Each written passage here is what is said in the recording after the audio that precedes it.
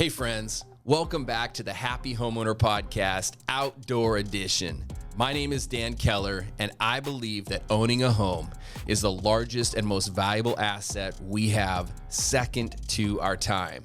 As a veteran mortgage professional, investor, and Puget Sound angler, my commitment is to bring you content each week that will fill each one of these buckets in your life.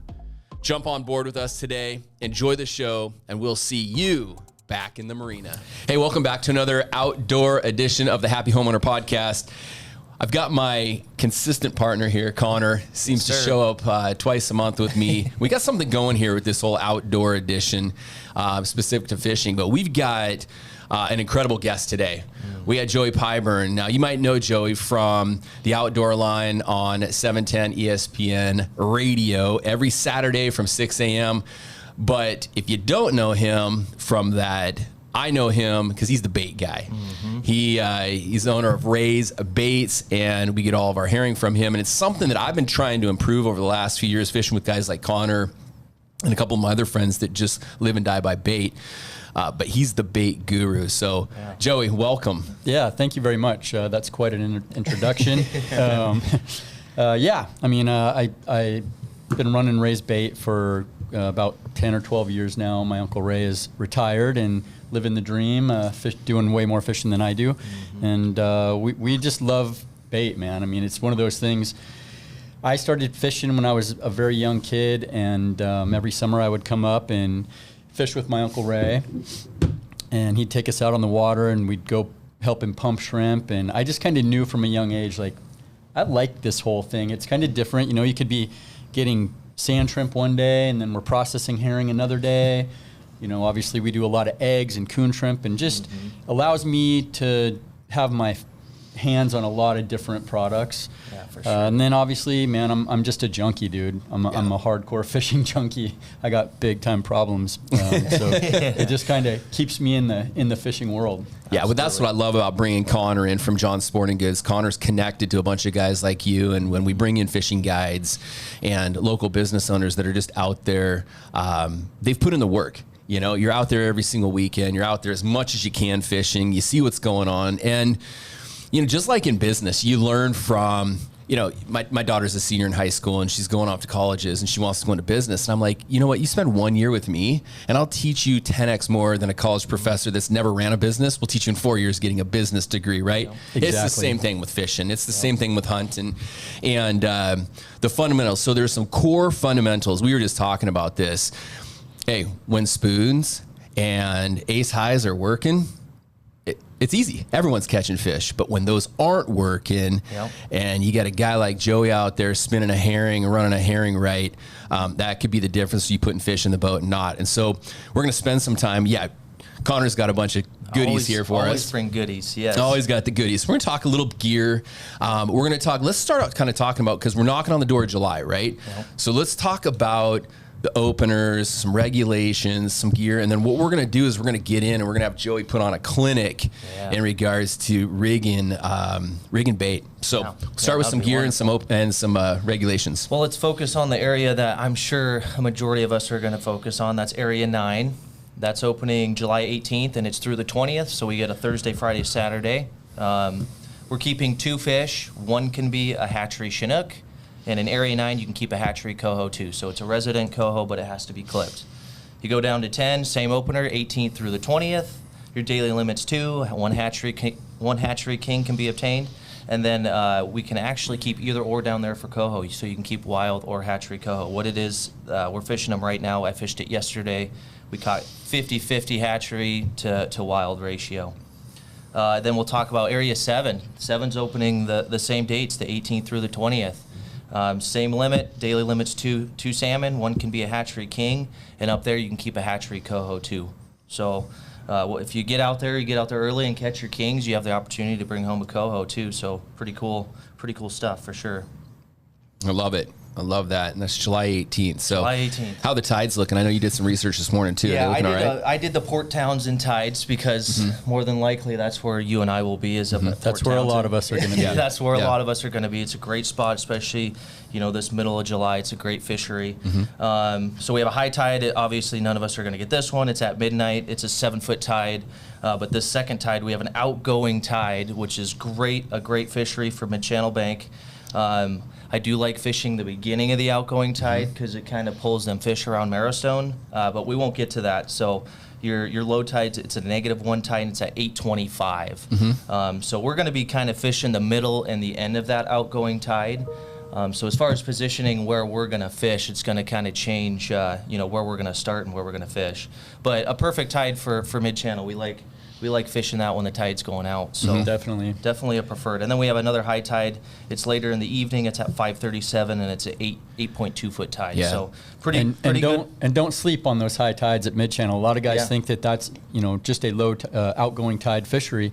Last year it was very productive on the incoming tide. And with the numbers of fish we're seeing in the Straits right now and in Puget Sound, there's going to be a lot of Chinook out there. I think either side of those tides, you're going to do well. So Joyce, and let's talk about this because we get a lot of questions about mid-channel, and I fished that a lot. It's somewhat of a simple fishery on that outgoing tide. Let's flip it. If you're going to fish out there on the incoming, how do you change your strategy? Do you fish a different part of the bar, or do you go around the corner to Craven? How does that look for you? Well, yeah, it used to be we would just go around the corner to Craven, but the last couple of years we found that if we're say we get out there and it's a early morning low tide, and you catch that last end of it, and then on that switch, we'll run over and we'll run over and mooch at Marrowstone. Oh, cool. Okay. And mooching can be really good there. Once that thing starts to get moving, you can move inside. And fish some of that inside water. There's a couple pockets in there that can be really productive. Really, mid-channel is one of those spots where you just kind of got to get out there and run it and see where the fish are at. A lot of time on that outgoing tide, we spend most of our time just kind of on the south end, right? Short little runs. And you're just getting bit like crazy, doubles, and you just try to stay on those fish. If you're fishing mid-channel and you're relatively new, get in the gauntlet, start running it, get on the 80 or 100 line and run it. When you catch a fish, keep going. But if you don't catch anything in 5 minutes, pick it up, reset, and get back, because those fish are there for a reason. There's candlefish down there. There's some reason they're stuck in that spot. And you can make hay really quick. So Joey, when you're talking about picking up and coming back or starting at that south end, it's you're right inside, right on the other side of those rips. Is that what you're talking about? You'll see it, you guys, when you get out there. If you're new to mid-channel, you'll see those rips when you come around the corner. Right around the point. For sure. Okay. And most of it, there's candlefish, right? A lot of candlefish up there. You're not really marking big schools of bait there. But those fish are, when you're catching these fish, their faces are just raked, and that's from digging in the sand and getting them candlefish. You'll net a fish and pull it in the boat, and they're puking sand lance all over your boat, and they're flipping around, still alive. So I love this conversation now, real quick. So let's stay there. So candlefish, they're down on the bottom. So number one, you got to be on the bottom. You hear that all the time. Checking your downrigger often. Well, when I'm with you, how many times am I dropping that, hitting the bottom, and bringing it up? Well, it's 20 seconds at a time. When you got 300 boats out there, you got me driving and you're running the gear, right? So you got to do that. The second thing is, you've said this a lot before. We've heard this in the industry, is you got to match the hatch. So let's talk about that real quick. When you're out there and these are smaller profile, what are you typically running? Well, you convinced me last year, man. These skinny G's are absolutely, in my opinion, the perfect little critter for a candlefish sand lance representation. They're long, they're skinny. They're not too heavy, but they are a little bit heavier than a Gold Star spoon. They're not. I don't think these are brass, so they got a little weight to them. But dude, these ones, we proved it last year. We ran, at one point we had 2 of these in the water on both sides, and we didn't go out to mid-channel and not get our limit. So these, in my eyes, are the ultimate sand lance representation. The other one that does really well too is a 3.0 Gold Star cookies and cream. I mean, my Uncle John lives and dies by this thing. And it's always always at the top. Yeah, it's a skinnier profile than the 3.5. It has just a kind of a little different bend to it, but again, another great representation of the bait there. Okay. For sure. So, and this is what I love about this podcast. Now we got Joey here. Joey, you're not going to run bait because fishing's good. What are you going to run gear-wise? Spoon. I mean, same stuff. Same stuff? Yeah.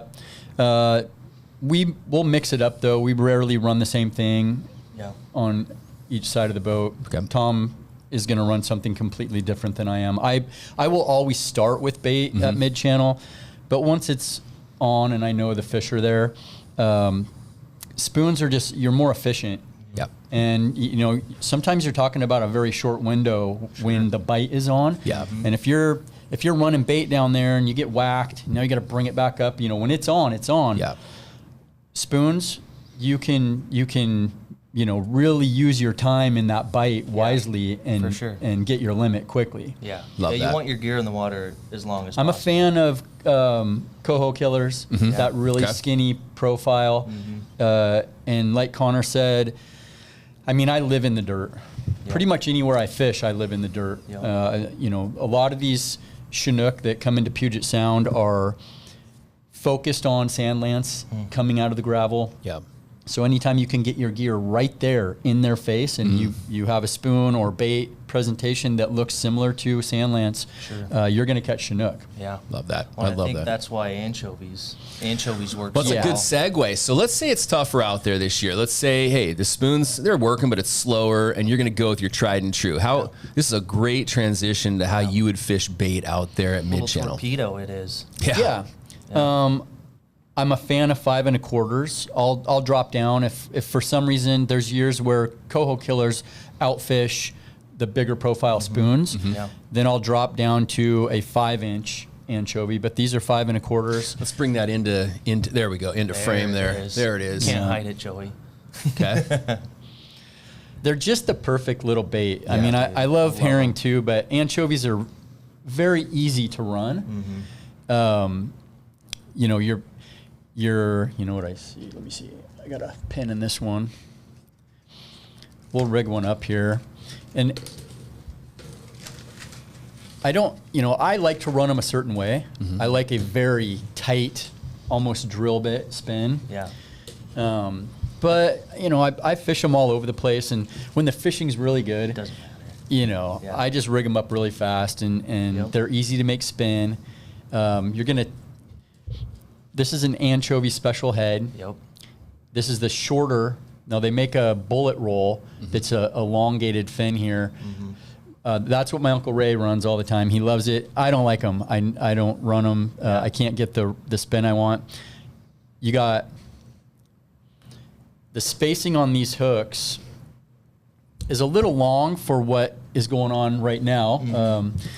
John Martinez kind of tuned me up last Saturday and he said, man, you know, I'm running your setup out at Tulalip and he's doing really well, but he was noticing that he wasn't getting as many hookups as he should be. So he actually shortened that back hook up. I like that back hook to be behind my anchovy. Yeah. Okay. I think it gives a little bit of ballast and I get a tighter spin. And then a lot of times I think those fish are short striking, Yeah. coming up and taking a swipe. Yep. Yep. And I hook a lot of fish with that back hook. For sure. So John tuned you up and said lengthen that or tighten it up? Shorten it up. Oh, okay. Yeah. Okay. Yeah, probably. And I he mean- was hooking a lot of fish on the front hook. Okay. So Which that- tells you those fish were hitting it in the head. Got it. Well, when you have that hook way back there, it's kind of not doing anything. Yeah. Okay. So he shortened it up, and then he started finding that back hook Okay. would end up whipping around and getting them in the side of the Yeah, face. there you go. That's what Okay. we want. Cool. Yeah. So Yeah. you're gonna tie up your hooks with whatever spacing you like. 4/0 hooks. You can run a 4/0 in the front, a 5/0 in the back if you like. Get a little bigger bite in the back.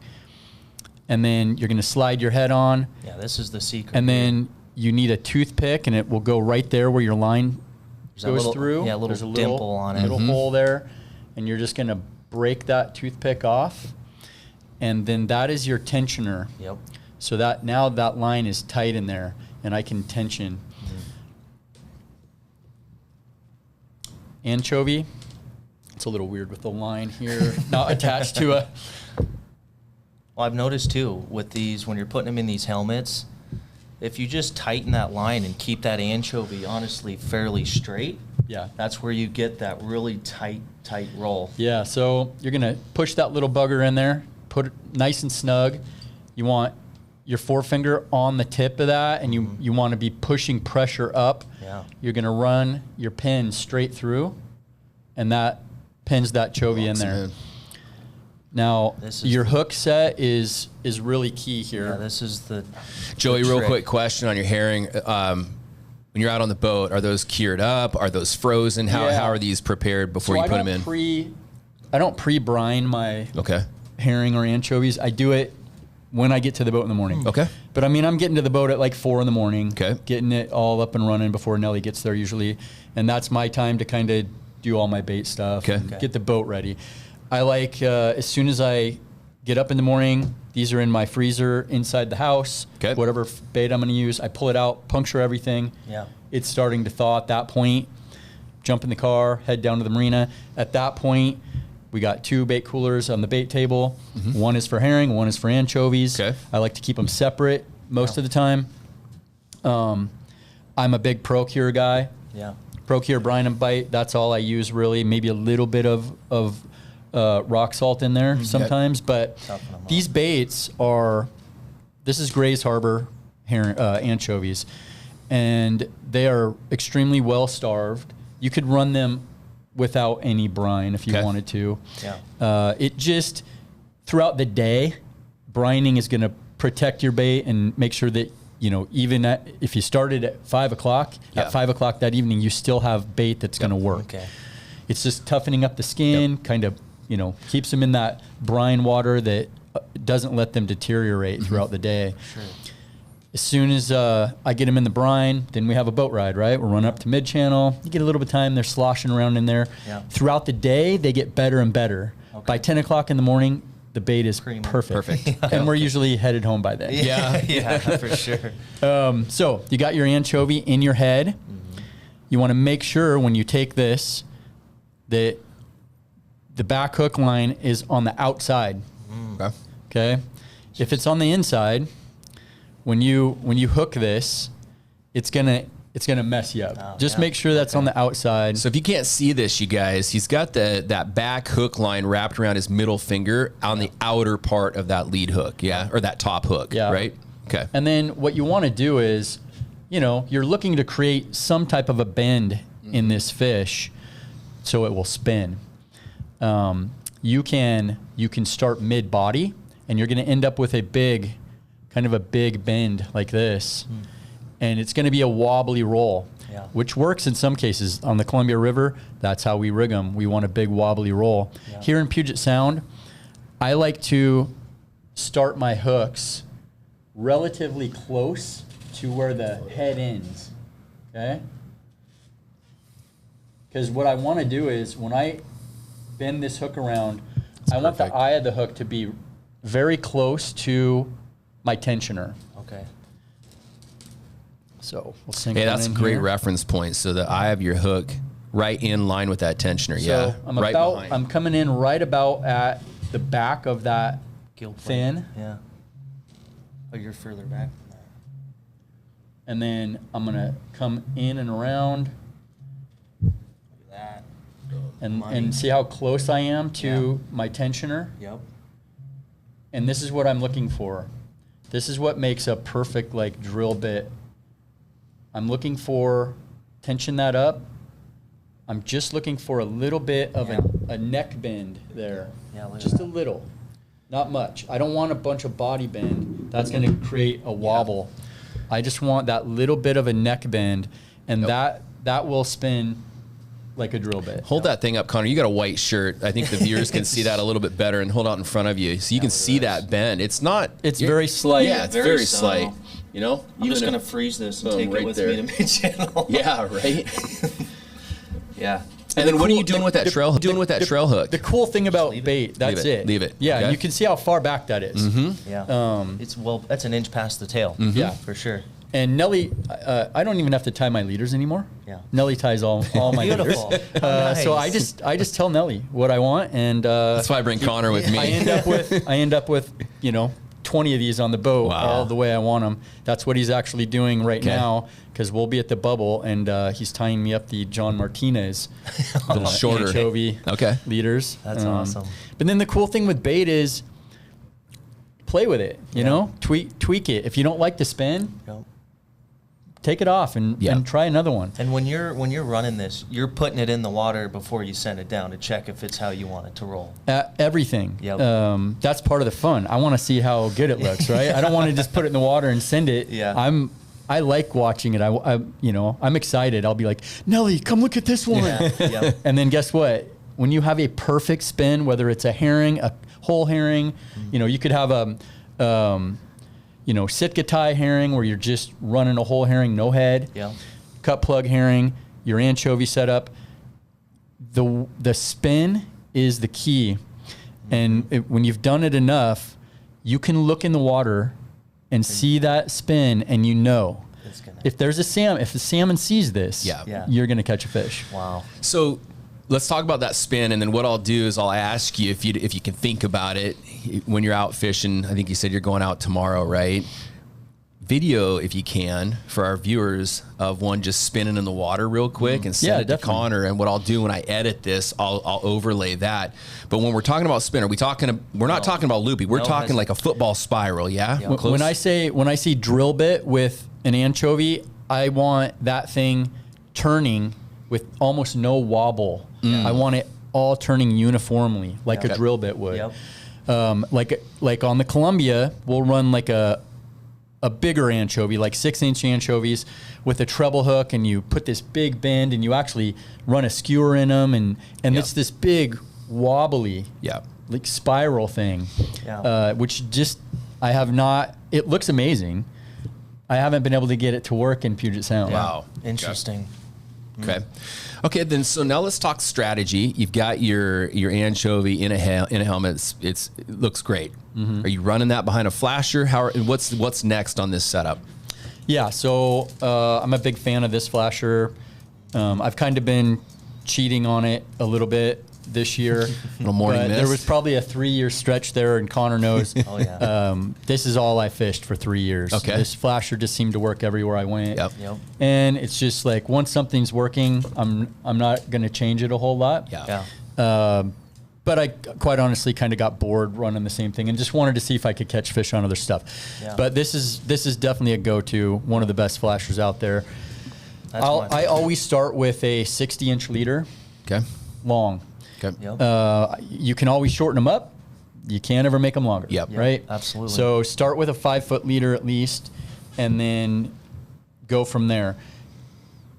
There's times when I'll go as far as 8 feet. Back when I was a kid, we did a lot of fishing up off of Vancouver Island. And that's kind of where I learned the anchovy deal. And those guys are running 10, 12-foot leaders. We talked about this on a previous podcast. I go up and fish the opener every summer with my son, and we stay at West Beach on the backside of Orcas. Some old timer came in one day with this old fiberglass boat, and you could tell he's fished for years. And we're sitting there talking, and he was asking how we were fishing. I was asking him, and he said he liked an oversized hoochie or a bigger spoon up there, which is opposite of what I've learned, smaller profile. And he was like, man, you got to go 6-7 foot leaders. And I'm like, what?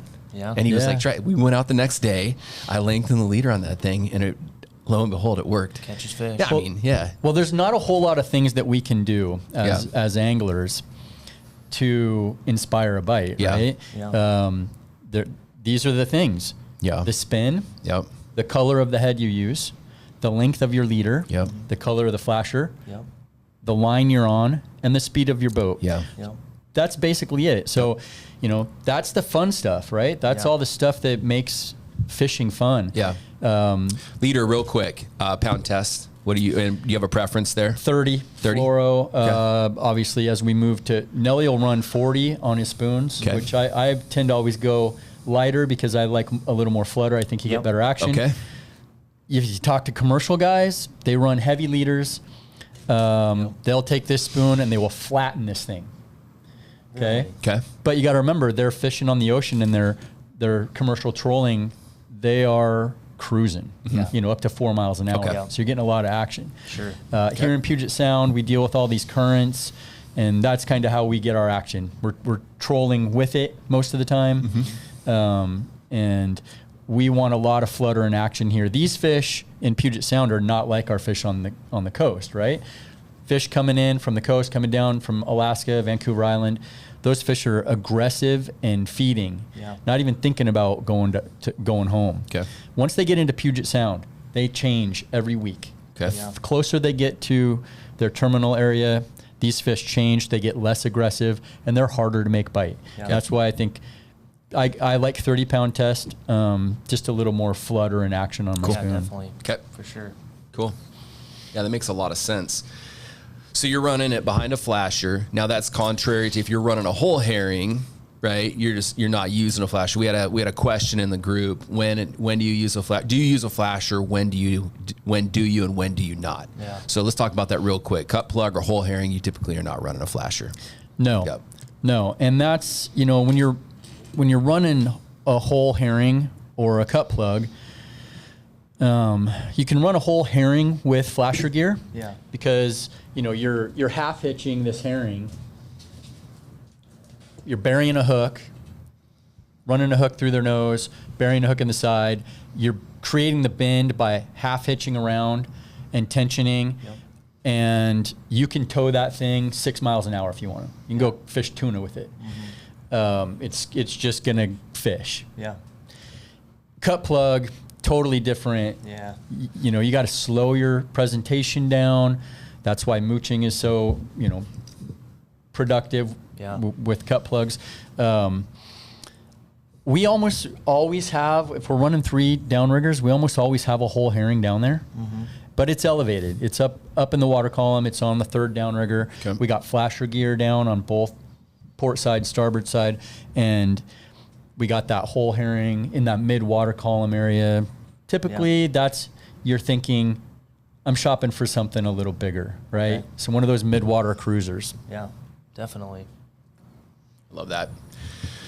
Cool. Conner, let's talk some gear real quick. And then I want to go back to a conversation real quickly before we talk gear, a conversation we had off record before the podcast today about cut plug, whole herring, or running one in a helmet. And you made a great comment. You're like, if my go-to would be to run an anchovy in the helmet. And I think it's important to understand that because you have choices there. And we entertained some questions before today's podcast. There's a lot of confusion around when to run a cut plug, when to run a whole. So you're hearing it from a pro right now. If he was to go out, this is exactly how he's going to do it in Marine Area 7. Does that hold up with 9 if you were to go fish possession bar as well? Is this the same profile? Yeah, absolutely. Okay. It's at least how I start, but again, there's a lot of variables there. Yeah. We talked about dogfish. Yeah, that's the one. Obviously, with a bait presentation, you're going to encounter more dogfish if they're in the area. Moving to a spoon, it's sometimes it's even so bad that fresh set of gloves, fresh spoon out of the package. Don't let it touch any scent. Get it in the water, because even just a little bit of scent and those dogfish will key right in on your spoon. Wow. Yeah. But yeah, that's kind of how we start all the time. And so Nelly will typically start with gear, one of these spoon setups and a flasher board, or a hoochie. He loves running a hoochie. Yeah. And then I run bait on my side until it's not needed anymore, or like the dogfish situation, until I have to change my gear out. Sure. But I always start with bait. I like tomorrow there will be 2 packages of anchovies on my side. There'll be a package of greens, a package of blues, and a package of orange in Nelly's brine. And then those oranges are in there for me. Yeah. In case I feel like I need a smaller presentation, I'll run an orange in the helmet. The same way I'll run these anchovies. Cool. And now you're talking about a very small bait, 4.5 inches, which, you're getting relatively close to this spoon size. For sure. Let's recap on the brine real quick. So, and you mentioned a point too that is kind of a hack. You need to make sure you do this when you pull your herring out or your anchovies out of the freezer that morning. Make a couple of puncture holes in the package as they thaw. Yeah. What does that help do? Well, your bait's going to start to thaw out, and when we vacuum pack these at the shop, they're frozen when we vacuum pack them. Yep. So that, that vacuum bag sucks down very tight on those fish. That's what keeps them fresh. And if you just take them out and let them thaw like that, they slowly just get squished and all the blood comes out. It'll kind of misshape in the bait. Yep. You want them to be this nice, especially with anchovies. You want this nice, chunky little round profile on them. Yep. So yeah, just make sure you puncture it. That just releases that vacuum and ensures that you're not going to get a bunch. These have just been sitting out here. I punctured them before I left the shop today, and you can see there's no blood anywhere on them. They're ready to go in the brine. Clean. Yep. Okay, so then brine, you can pick up the brine down at John's. Yep. What was the brine you prefer again? Procure, brine, and bite. Procure, brine, and bite. Yellow, or it's a white can with the yellow label. Yeah, and I think you mix water in it, if I'm not mistaken. Are you going salt water? Yeah, talk about that. Yeah, let's talk about that. I fish with a lot of we all have our own little weird things as fishermen, superstitions or just whatever. And I fish with a lot of guys who have tons of theories about brining bait. And it's this, this mythical, magical thing. They hike up to the Stilly and grab Stilly River water. Right? Glacier water. I hiked to the top of the mountain and got this backpack full of water and came down, and that's what I used for my brine. I'm a big fan of just always using the water that my boat is sitting in. Cool. Okay. So my bait gets brined with Everett Marina water, the freshest Marina water in the Northwest. Sure. Yeah. And if I'm on the Columbia River and I'm down there fishing, springers with Dave Lee, when it's time to brine bait, and it's quite an operation when you're with Mr. Lee, I hike down to the boat. It's just right out in front of where we're staying. And I bring up a bucket of water, and we use that water. Cool. Do not use tap water. Don't do if you're brining at home, and if you're the kind of guy who likes to brine the night before at home, if you've used your tap water and it's working fine, there's chlorine in there. There's all kinds of stuff. If you're on a well, fine. But I would use, some bottled water, jugs of water, like mineral water or something like that. Something just with nothing very in clean it. and Okay. Good old-fashioned rock salt works really well, too. I know that's what John's been brining his bait in, just covering those things with rock salt. Yeah, so you mentioned rock salt. Are you covering them with rock salt first and then putting them in the brine, or are you putting rock salt in the container in the brine? They go right into the brine, and that's a powdered brine. So I usually do about half of the container in one bait cooler, half in the other. Okay. And I'm brining a lot of bait every morning. Yeah. I never want to run out of bait. No, never. Nelly would throw me off the boat. But then you're going to mix your water. And I like to, I do it before I put my fish in there. Okay. I use the deck hose. I don't want to be blasting my fish. Sure. So, and I kind of know how far to fill it up to cover the amount of fish that I have. You don't want to have 4 inches of water brine on top of your 24 anchovies. You want them to be down there in that very concentrated brine, salty brine. Yep. Yeah. And they'll just cure up a little quicker for you. I love that. Very nice. Perfect. Gosh, that's good. Some good tips. You're getting tips from a guy that brines millions. Yeah, thousands and thousands. This is years of being a loser. Okay. Oh, jeez. That's with anything. No right? way. Yeah. Good. No way. Did we miss anything, Conner? What are your thoughts? No, not that I can think. Oh, well, we had one question. Where are we hooking our release clip on either the downrigger line or the ball? And these fish are buried in the dirt, dude, so I prefer to clip it. There's 2 brass eyes on your ball. I clip it to the second brass eye on the ball. For one, it's stationary. When you're getting fish hitting this, it's not going to slide up and possibly lose tension on the hook set. And 2, it's just fixed there. So it's never going to move. It's always in the same position. I run 42 inches a leader, so nothing super long. I don't do the 6-foot thing. I want it to be fairly close to my downrigger ball. That's important to me.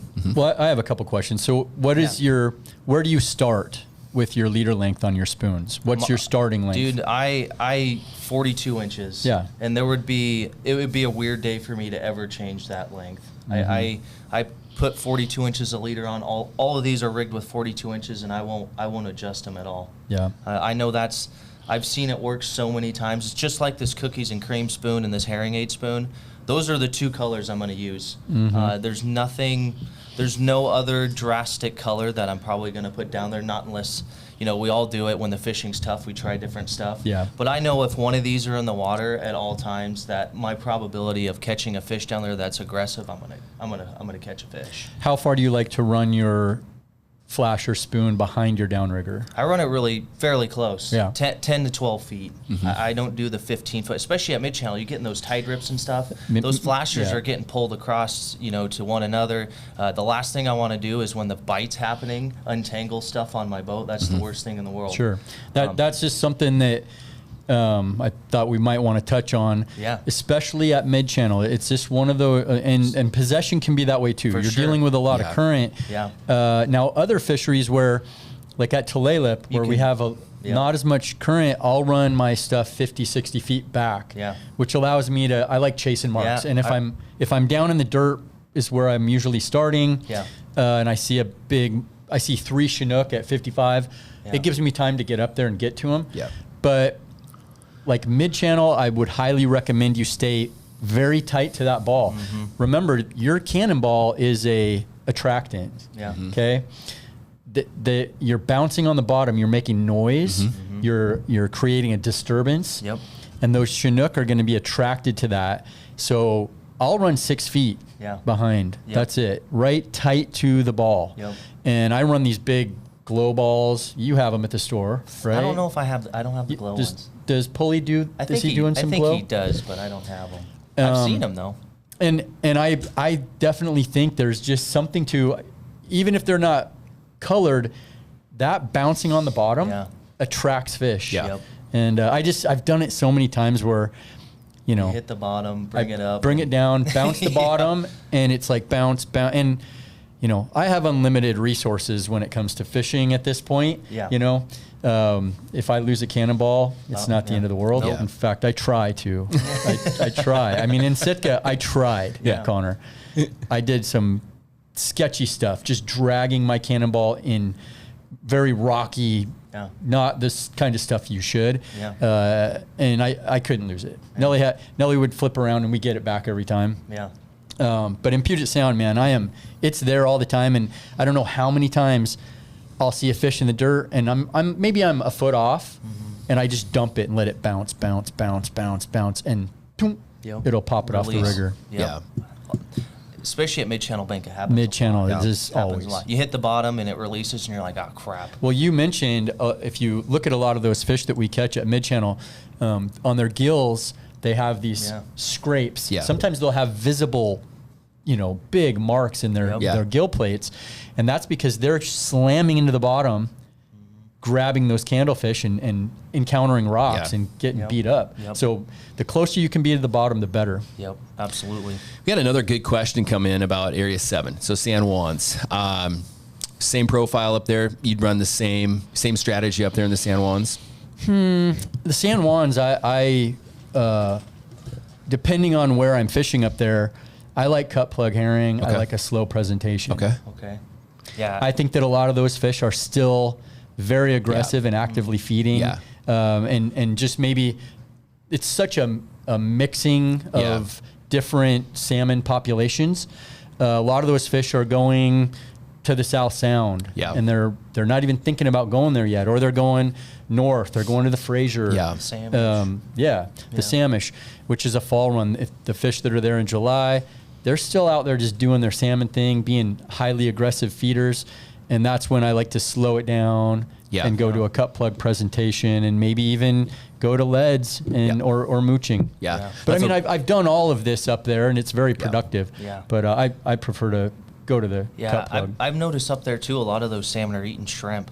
Definitely. You get salmon puking up shrimp, and when I see that, dude, I key on to oranges, pinks, that hoochies, or very, squids, something that you're gonna match shrimp with, like that little red racer spoon, or there's one that I think it's called the Irish flag. It has a little red orange on it, dude, and that works exceptional up there. But 3-inch spoon, 3.0. That's my favorite size for up there, for sure. I grew up on Whidbey Island, so my earliest memories of salmon fishing were with my grandfather under Deception Pass Bridge, and that's called the Hole. Yeah. That's the name of the hole, is the Hole. Yeah. And that was a cut plug fishery only. Really? If you came in there with anything else, those old timers were going to run you right out. Really? They weren't going to tolerate that. Don't come in here with your flasher gear. Yep. It's just not going to work in the program. And that was just such a fun fishery because there are no downriggers. It's a leaded line, 8 ounce, 10 ounce, 12 ounce sinkers, cannonball, releases, the old school kind of Metzler bars. Yep. Yep. And so every time you caught a Chinook, you lost a 12 ounce cannonball, Yeah. but that's a good trade. It's a fair trade. That was just such a cool fishery. Yeah. And that's kind of what I ended up doing all through high school, is fishing around the San Juans with cut plugs. I love that. That's where I'm going to be. We're going to be up there. So yeah, I've noticed that up there. A good friend of mine, Sean Mitchell, I fished with him up there. That's all he runs is a cut plug. And that makes sense now that those fish are a lot closer to the ocean, and you don't have to be as aggressive with them. You don't have to piss them off as much. So The fishy Sean Mitchell. I love Sean. Yeah. He is a fishy fellow. Smartest fisherman I've ever met. Yeah. He guy is the brain. He is. Couple more tips and tactics before we get out of here. I see your owner stingers. Let's talk about those real quick, because I've learned this from you. I've done this. I change out those hooks. I haven't split tested it to prove your theory right, but I know it works. So I'm a big fan of the 3/0 owner stinger sidewash hook. These are an open eye hook. So these ones are all going on my spoons, and these are all brand new spoons. I cracked them out of the package, and I break the hook off and I put a new one on. Okay. I just like the length of the shank. I like the gap between the point and the shank. I think it's bigger, so if you hook them, you get a little more meat on them. And then same, if I'm running bait, I'm using owner 3/0. I like using a 3/0 in the front. I'll put a 4 or 5/0 on the back. Just a little bigger hook. Cool. But I like a smaller gauge. I'm not as good as Joey with it, so a smaller gauge for me. I don't rip up my bait quite as bad. But yeah, the owner hooks for me, I prefer. We didn't spend a lot of time on that. I was going to ask Joey about that. So the hook that you use is important. What size? I think you mentioned 3/0, but is there a brand that you prefer in particular? I'm a Gamakatsu guy. Okay. They're all great. Yep. Yeah. Owner makes a great hook. Back when I was guiding, used a lot of owner hooks. Yeah. But yeah, I'm a Gamakatsu guy. Okay. Like I said, 4/0 in the front, 3 or 4/0, a little bit bigger, and then these are just 4/0s, or these are probably 3/0s that Nelly tied up. And then I like a little bit bigger hook in the back. Okay. One size up. One size up. Okay. Yep. Good. So 3 in the front, 4 trail. Cool. And then let's wrap up with flashers. I was going to joke with you earlier about the morning mist that you like. I don't know, maybe 3 years ago you were trying to debunk the whole blinky phenomena, whether or not it actually works or not. We got you got them hooked. When they first came out, I was just like, this is another one of those. Yeah. You're catching fishermen with this, Yeah. And a lot of this stuff is I appeal for sure. Yeah.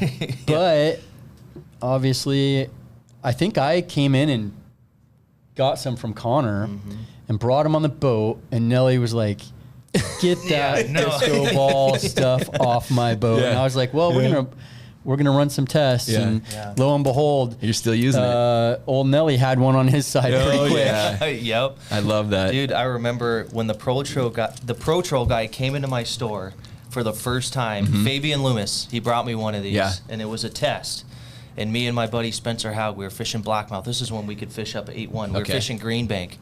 We caught one fish all day, and it was on this. Really? I'm like, okay, maybe there's something to it. Yeah. And lo and behold, man, we started running them every trip. And this was the very beginning, this one right here. I mean, look at that flashing over there. You can't argue with that down 100 feet in the dark. Yeah, the disco ball. Yep. Mid-channel bank's going to look like a rave on 18. Yeah, right. That's the other thing. I can't wait, man. Like this for me. Yep. This is the best we're coming time of into year. one of my favorite times of the year. Yep.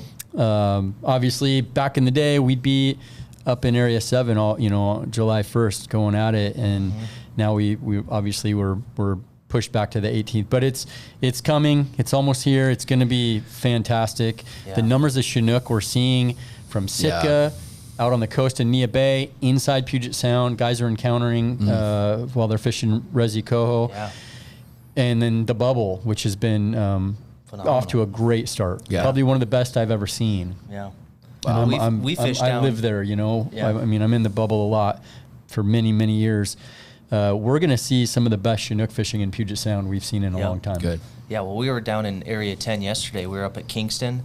We trolled that 100-foot line. There was bait, big Everywhere. fish Yeah. marks. Yeah. I mean, there's a lot of resident fish around, too, a lot of blackmouth around. So you add that on top of these migratory fish, man, it's going to be pretty impeccable. It's going to be Yeah, very I good. want to mention one thing before we're done. I was talking to Mark Iwasa this morning, and I talked to Nick Kester earlier in the week, and he said he was starting to encounter a lot of jacks, Chinook jacks. And Which 24 inches or smaller. well, true jacks, not just sublegal Chinook. These are you know, mature Okay. Midgets. Yeah. yeah. 20, 21 inches is what he's seeing. Okay. And you can tell when you see them, they got a little bit of color to them. They have a really fat little belly on them because they're mature. They're ready to go. Like they're looking for love and they're ready to roll. Yeah. Yeah. And their scales are set. So once we get out there and we start fishing Area 9, Area 10, where we have a sublegal encounter threshold, let's make sure if you catch 3 or 4 of those jacks in the mix, take note of that. And when you talk to the fish checker, let her know, or him or her, hey, I caught 3 sublegal Chinook. They're bright and shiny and skinny Yep. bellies. Yeah. But I caught 4 or 5 of these jack Chinook. I want to try to get this information Yeah. out. Just I don't know if it'll help, but Yeah. you know, let's try to, you know, get our fishery to go a little Yeah. longer by The right data. Yeah, The right definitely. stats. Yeah. Yeah. That's Well, important. That's the other thing I wanted to mention too. I just remembered. So these are our first set of dates for all these areas, the 18th through the 20th. That doesn't mean that we only get 3 days in each of these areas. Yeah. The next Thursday, Friday, Saturday, the next set of 3 days, they could open it as well. They're doing 3-day chunks to evaluate the quota, how many encounters we had, and then potentially open up another batch of dates. I posted this on my Facebook, and guys were like, "Oh, only 3 days." Well, these are the first 3 days we're going to get, and I'm not saying we may get more or we may get less. This is it, but I just want to mention that they could definitely open it up again for us the next week. So no confusion there. But look, if you want to fish Chinook and Puget Sound, you better be there on the 18th, the 19th, or the 20th, because there's no guarantee that we get another 3 days. That's right. And now in Area 7, I will tell you, That- I do not see this fishery going any more than 3 days. I would be shocked if it does. Hey, I hope it does. Yeah. But I don't see it. Right, for sure. Yeah. So if you're dreaming of fishing Area 7, you better go up there Better and go get it in Yeah. because it's probably not going to be there the next week. Absolutely. Hey, well, today's been awesome. Before we leave you guys, I want to encourage you. The best way that you can thank these guys for giving free, incredible information that stroke your ego, that make you look good when you take friends out and you're putting fish in the boat, is to go down to support John Sporting Goods. Go get your gear from Conner and his crew down there. You guys have your freezers stocked full of this bait, full of raised baits, Yep. And not to mention, they will literally help you rig stuff. If you're learning, or you guys teach people when they come in to buy gear, which is that's very important versus other places. So number one, go in and get your gear from Conner and his crew. If you found this podcast valuable today, I need you to do 2 things. Okay. Number one, I need you to go and leave a 5-star review for Conner and his group at John Sporting Goods. It's easy. Go to Google and just type in John Sporting Goods and their Google profile will come up. Leave a 5-star review to thank them for their info. Number 2, do me a favor. I want you to go to Raise Baits, do the same thing, and leave Joey and his team a 5-star review as well. That helps small businesses. That's why I'm here every single week. My wife, she owns Jenny Cookies, small business. Every review, every purchase matters. Same thing with me. And lastly, all right, we got a bunch of experts on the outdoor line every Saturday. from 6 to 8 a.m. You want to get better at doing this stuff. Tune into the pros like these guys. Go to the Outdoor Line. I want you to go to Apple Podcast. Go to the Outdoor Line. Same thing. If you found this valuable today, go leave them a 5-star review and a nice comment. But tune into their show every Saturday morning from 6 to 8. But you guys, today was awesome. Joey, good to meet you in real life. It was a lot of fun. Thanks for coming, Joey. Yeah. All right, we'll see you next time on the outdoor edition of the Happy Homeowner Podcast. See you later.